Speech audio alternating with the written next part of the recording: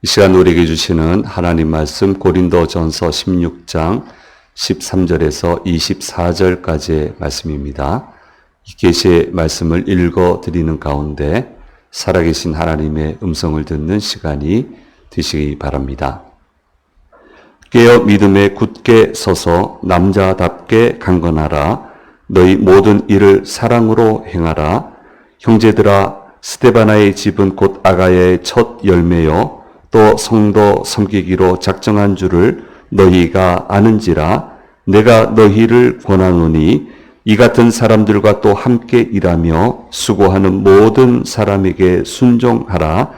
내가 스데바나와 브드나도와 아가이고가 온 것을 기뻐하노니 그들이 너희의 부족한 것을 채웠음이라. 그들이 나와 너희 마음을 시원하게 하였으니 그러므로 너희는 이런 사람들을 알아주라.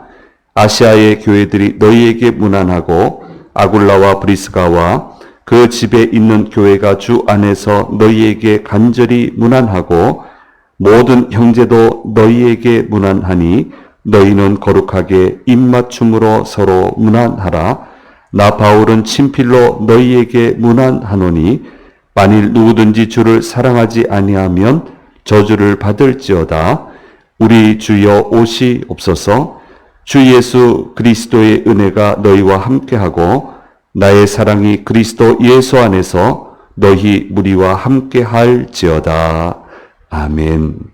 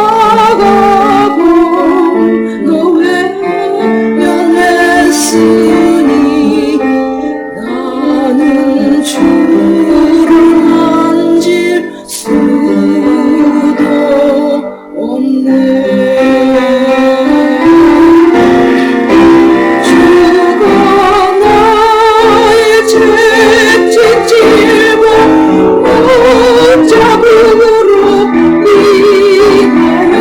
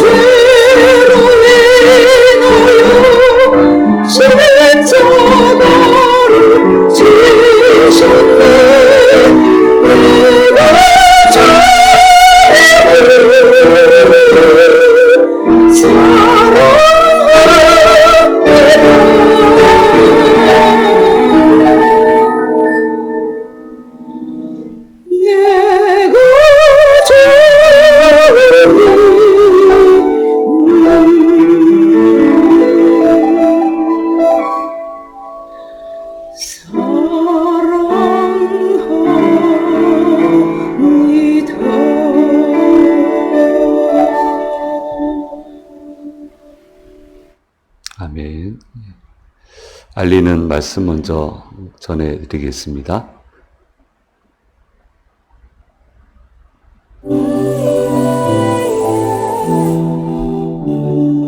You belong right in this moment. I'm falling fast, my heart, you just stole it. Right in this moment, everything's right with me. As long as you stay with me, yeah. As long as you stay with me, yeah. You belong right in this moment. I'm falling fast, my heart, you just stole it. Right in this moment, everything's right with me. Right in this moment, everything's right with me. As long as you stay with me. 예, 성수동 핫플레이스 잘 다녀왔습니다. 핫플레이스 개념을 우리 권사님들, 우리 장로님 정확하게 이제 알게 되었습니다. 이제 11월은 우리 올해 마지막 워킹데이가 있습니다. 또 많이 참여해 주시면 감사하겠습니다. 오늘 오후 2시에 임직식이 있습니다. 그래서 일부 오시는 분들도 2, 3부로 오시기 위해서 나중에 이제 나오시는 그런 일이 있고요. 감사하고요. 또 기도해 주시고 또 참여할 수 있으시면 참여해 주시면 감사하겠고, 일부도 마찬가지입니다만은 2부 예배는 굉장히 축약해서 예배가 진행이 되겠습니다. 교회 입구 노방 전도가 돌아오는 금요일에 있습니다. 올해 마지막 전도인데요. 마치게 되면 여전도회는 11월 원래로 모이게 되겠습니다. 금주 수요일 오전 11시에 미주에 있는 목사님도 계시고요. 다양한 곳에서 열정적으로 목회와 선교를 하시는 우리 교단뿐 아니고 여러 교단의 목사님들이 갑자기 방문하시겠다고 이렇게 하셔서 전철역 제일 가까운 데가 우리라고 그래서 여기서 모임을 하겠다고 하셔서 기쁜 마음으로 영접하기로 했습니다. 그렇게 알려드리겠습니다. 동정기를 맞이해서 일부 예배 시간이 다음 주부터 변경이 되겠습니다. 7시가 아니고 7시 30분입니다. 분명히 말씀드렸습니다. 7시 30분. 11월 첫 주부터 2월 마지막 주까지 그렇게 진행되겠습니다. 참조해 주시면 감사하겠습니다. 현장에 오신 우리 성도님들과 영상을 통해서 예배 참여하시는 모든 분들에게 주께서 주시는 은혜가 함께 하시기를 간절히 소망합니다. 이맘때가 되면요, 전 기다리는 책이 있어요. 언제 나오려나. 이제 서울대 김난도 박사님이 중심이 되셔서 연구팀들이 트렌드 코리아라고 하는 책을 지금 계속 내고 계시고, 이제 미주판도 나오고, 쉽지 않은 책이죠. 이렇게 다음 해를 전망하고 키워드를 선정을 해서 이렇게 준비하면 된다 하는 게 쉽지 않은 책인데 해마다 나와줘서 너무너무 고맙고요. 이번에도 2024가 발간이 된다고 해서 사전 구매하고 기다렸다가 책을 봤습니다. 키워드가 아주 늘 좋은데요. 돌봄 경제라고 하는 용어도 나왔고요. 그건 나중에 말씀드릴 일이 있을 것 같고, 특별히 디토 소비라고 하는 그런 개념을 소개를 해 주셨습니다. 지금 우리 상품이 많잖아요. TV를 봐도 그렇고, 광고를 봐도 그렇고, SNS를 봐도 그렇고, 너무 좋은 상품이 많고, 가지수도 많고, 가격도 천차만별이고, 그러니까 구매하는 사람 입장에서는 뭘 도대체 선택을 해야 되는 건지, 이걸 선택하면 바르게 선택하는 건지, 이 가격은 적정한 것인지, 이게 굉장히 혼돈이 되고요. 또 바빠요. 현대인들은 분초를 다투거든요. 굉장히 바쁜데 요게 그렇게 시간을 많이 쏟을 그런 여력도 없고, 그래서 이들이 어떻게 하냐면은 자신의 가치관에 맞는 대상을 찾아서 사람이든 어떤 회사든 그 대상을 찾아서 그가 사용하고 소개하는 상품들을 끌려가는 게 아니고 내가 주체적으로 판단해서 추정해서 그 물건을 선택하고 소비한다라는 개념이 디토 소비라고 하는 개념이고, 이건 우리 가운데 이미 들어와 있습니다. 누구를 모델로 쓰면 그 사람 믿을 수 있으니까 따라 매출이 아주 크게 신장이 되는 제품이 화제가 된 제품도 많이 볼 수 있습니다. 그 저변에는 무슨 이 생각이 깔려 있냐면은 믿음이 깔려 있어요. 그러니까 사람이든 커머스든 콘텐츠든 그것을 따라가면 이게 이제 세 가지 추종 세력이에요. 커머스이든 사람이든 혹은 콘텐츠든 이거를 따라가면 도움을 내가 받을 수 있겠다라고 하는 그 믿음이 있고요. 그 믿음을 손상시키지만 않으면 그들이 말하는 것을 그대로 따라 소비하는 것을 보게 됩니다. 상거래의 기본 원칙이 뭐냐면 도움을 주는 거예요. 회사는 도움을 주는 제품을 만들어서 공급하는 거예요. 우리도 구매를 할 때 나한테 도움이 되는 걸 구매를 하지, 어떤 모습이든 간에 나에게 도움이 되는 것을 구매를 한단 말이에요. 그리고 생산자, 판매자는 그 도움을 줬기 때문에 그 도움을 준 것에 대한 정당한 보상을 원하는 거고요. 그게 가격이죠. 그렇게 해서 상거래가 이루어지고 있습니다. 회사도 마찬가지입니다. 옛날과 개념이 틀려졌죠? 직원들을 잘 도와주려고 하는 회사가 살아남고요. 어느 조직을 가든 이용하려는 조직은 살아남지 못해요. 반드시 무너지게 돼 있어요.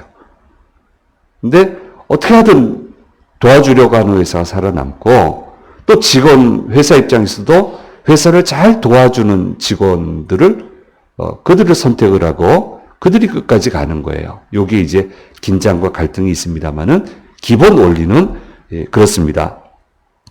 이처럼 사람 공동체는 도움을 중심으로 운영이 되고 있는 것입니다. 신앙도 마찬가지고 교회 공동체도 마찬가지입니다. 도움이라는 단어로 우리가 모든 것을 풀어 나갈 수 있습니다만은 신앙과 교회 공동체는 그 출발점이 일반 사회와는 좀 다르다라고 하는 것을 지난번에 말씀드렸습니다. 일단 하나님으로부터 일방적으로 도움을 받는 지점에서부터 신앙이 시작이 되고 교회 공동체는 시작이 된다고 말씀을 드렸습니다. 하나님은 우리를 구원하시기 위해서 값비싼 대가를 치르셨습니다. 하늘 보자 버리시고 이 땅에 오시고 사람들과 같이 되시고 온갖 연약함을 다 겪으시고, 하나님은 마음 아파하시고 아들을 내주시는 그 아픔을 겪으시면서 우리에게 값없이 구원을 주셨습니다. 그래서 우리는 그분을 소개받고 믿음으로 고백하고 나는 예수님을 구주로 믿습니다라고 고백만 하면 아무 값 없이 잘한 게 없지만 그 고백만 하면 우리를 구원시켜 주시는 겁니다. 그래서 신앙은 일방적으로 도움을 받는 지점에서부터 시작이 되는 겁니다. 그래서 신앙과 교회 공동체는 일반 사회처럼 도움이란 단어로 다 풀리는 게 아니고 이것보다 좀 더 깊이 들어가야 돼요. 그건 뭐냐면은 무한하게 받은 사랑에 대한 감사, 감격, 그리고 받은 사랑과 은혜를 나눔이라고 하는 개념으로 조금 더 깊이 신앙과 교회 공동체는 정의를 해야 됩니다. 그래서 건강한 교회 안에는 일단 감격이 있어야 돼요. 내가 뭘 받았는가에 대해서 알아야 돼요. 이걸 알아야 돼요. 내가 어떤 컨디션에서 어떤 상황에서 도대체 어떤 것을 받았는지에 대한 정확한 인식이 있어야 돼요. 그래서 성경 공부하는 거고요. 그래서 말씀 듣는 거고요. 그걸 알게 되면 그냥 그 사랑이 감사하게 되고요. 감격하게 되는 거예요.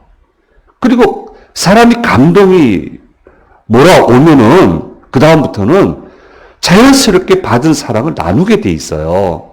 그러니까 건강한 교회 안에는 항상 사랑과 감사, 감격이 있고, 그리고 모두들 각자의 믿음의 분량을 따라서 은혜를 나누는 생활을 하는 곳이 바로 교회이고 이것이 바로 신앙 공동체의 모습이라고 하는 것을 우리는 정의해 볼 수 있습니다.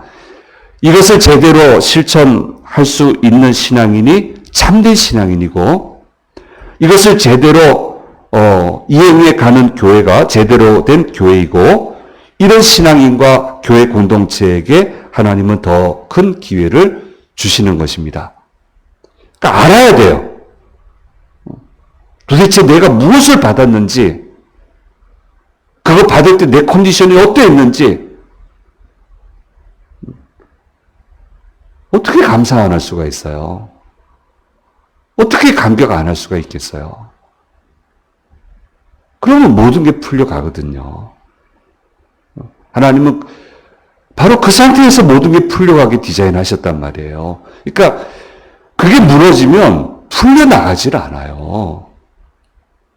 근데 고린도 교회가 어땠습니까? 이걸 잃어버렸잖아요. 감사 감격 잃어버리고 감사 감격 잃어버리니까 신앙이 건조해지니까 이상한 생각을 하게 되고 이상한 제도를 도입을 하게 되고 그러니까 은혜를 나눠서 사랑으로 가득해야 되는데 상처만 주고 결국 이 사도 바울을 통해서 하나님이 편지를 보내야 될 정도로 이 사다리라고 많은 것을 우리가 고린도서 전서를 묵상하면서 확실하게 우리는 볼 수 있었습니다. 문제 아닌 게 없었어요. 문제 아닌 게. 문제가 덮어지질 않아요. 해결되지 않아요. 근데 참 이상합니다. 이 감격이 있고 감사가 있고 사랑이 있으면 이상하게 덮여져요. 풀려나가게 돼요. 왜 그렇습니까? 하나님이 이렇게 디자인을 하셨기 때문에. 사도 바울은 이 개념을 정확히 이해하고 이 믿음 위에서 사역을 하신 분이었습니다. 그런 그에게 하나님은 용기를 내서 더 열심히 사역할 수 있도록 좋은 사람들을 보내주셨습니다. 온갖 난처한 일을 만나고 온갖 어려운 환경 속에 처했고 온갖 험한 일을 겪었음에도 불구하고 그가 건강하게 사역을 할 수 있었던 것은 하나님이 사도 바울을 기뻐하셔서 그에게 힘을 주는 여러 좋은 사람들을 보내주셨다는 거예요. 그런 좋은 사람과 함께 했기 때문에 바울은 모든 어려움을 이겨내고 성공적으로 사역을 감당해 낼 수 있었습니다. 좋은 사람 몇 사람만 있으면 됩니다. 그 사람들만 있으면 됩니다. 그 사람들하고만 손잡으면 뭐든지 해낼 수 있습니다. 경험해 보셨잖아요. 저도 경험해 봤어요. 10명이 반대해도 좋은 사람 두세 사람만 있으면 헤쳐나갈 수 있어요. 해낼 수 있어요. 해내더라고요. 하나님은 이렇게 보내주셨어요. 그래서 오늘 본문 말씀을 통해서 좋은 사람 세 사람을 소개하고 있습니다. 스데바나의 집을 소개를 하고 있습니다. 아가야의 첫 열매라고 있는데 당시 로마는 이 헬라 지역 중부와 남부 지역을 아가야 지방이라고 그렇게 불렀고 아가야 지방의 주도 역할을 하는 것이 바로 고린도였습니다. 바울은 이 지역에서 몇몇에게 많이 세례는 베풀지 않았고요. 몇몇에게 세례를 베풀었기 때문에 믿는 사람도 있었고 분명히 스데바나 집만 세례 준 건 아니에요. 그런데 좀 다른 것은 스데바나는 온 집안이 세례를 받았어요. 그래서 사도 바울은 아가야의 첫 열매다 이렇게 소개를 하고 있고요. 이 스데바나의 집은 온 힘을 다해서 교회와 교우들을 섬겼던 것으로 이해가 됩니다. 또 에베소에 있는 바울에게 부드니도와 아가이고도 오게 되었는데 이들 모두가 고린도 교회에서 부족한 부분들을 채워줬던 훌륭한 믿음의 사람이라고 소개를 하고 있는 것을 보게 됩니다. 그런데 이제 그 당시 교인들은 그 사회적으로 신분이 좋지 않았거든요. 가진 것도 별로 없었고요. 아마 이 세 분, 이 스데바나 가정하고 부드나도하고 아가이고는 신분이 낮았던 것 같아요. 그러니까 열심히 섬겼는데 알아주질 않았던 것 같아요. 그래서 아주 그 서러운 일도 겪게 되고, 그래서 마음에 좀 상처가 있겠죠. 아무래도 사람이니까. 어디다 말은 못하고 바울한테 와서 이런 일이 있었습니다. 그렇게 얘기하니까 그 말을 듣고 이제 사도 바울이 얘기합니다. 고린도전서 16장 15절 16절 말씀에 말씀하고 있습니다. 같이 읽겠습니다. 형제들아 스데바나의 집은 곧 아가야의 첫 열매요 또 성도 섬기기로 작정한 줄을 너희가 아는지라. 내가 너희를 권하노니 이 같은 사람들과 또 함께 일하며 수고하는 모든 사람에게 순종하라. 그래서 이 사람들하고 같이 일하고 이 사람들 말을 좀 들어주면 좋겠다. 이렇게 권면하고 있는 것을 보게 됩니다. 오늘 이제 3부 예배 시간에 임지식을 합니다마는 오래전에 어느 교회에서 상당히 제가 젊었을 때입니다. 임직식을 이제 하게 됐습니다. 근데 진행하는 가운데 큰 어려움에 봉착을 했습니다. 그런 어려움이 생기리라고 생각을 해본 적이 없습니다. 저도 어렵게 됐지만 딱 한 분이 몇 분이 마음고생을 하셨는데 한 분이 정말 어려움에 봉착을 했습니다. 왜냐하면 그 지역에서는 그 신분의 분이 그 직분을 받은 적이 없어요. 그 지역에서 너무너무 놀라는 거예요. 난 그렇게 사람들이 놀랄 줄 몰랐어요. 예, 그 지역을 잘 몰랐고 어리기도 했고 알았다라고 해도 포기는 안 했을 것 같고 충분히 자격이 있는 분이기 때문에 그래서 이게 참 감당할 수 없는 어려움이 찾아왔어요. 그래서 그분이 하루는 저를 찾아왔어요. 근무 중에 저를 찾아오셔서 차 한잔하러 왔습니다. 이렇게 차 내놨는데 아무 말 서로 안 해요. 왜 왔는지 아니까. 차 서로 마시면서 별소리 안 했어요. 그냥 가만히 서로가 그냥 30분 동안 딱 한마디 하시더만요. 힘듭니다. 딱 한마디 하시더만요. 30여 분 동안 둘이 차만 마시고요. 가겠습니다. 잘 가세요. 저도 할 말도 없고. 그렇게 했는데, 감사하게도 대다수의 교인들이 지지해 주셨어요. 지지해 주셔서 성공적으로 임지식을 마쳤고, 그분은 그 직분을 받아서 성공적으로 임기를 마치셨고, 지금도 아주 은퇴하셔서 거기에는 이제 원로 장로님 제도가 없어요. 없는데 그곳에서 아주 여전히 성실하게 교회를 섬기고 있는 것을 보고 있습니다.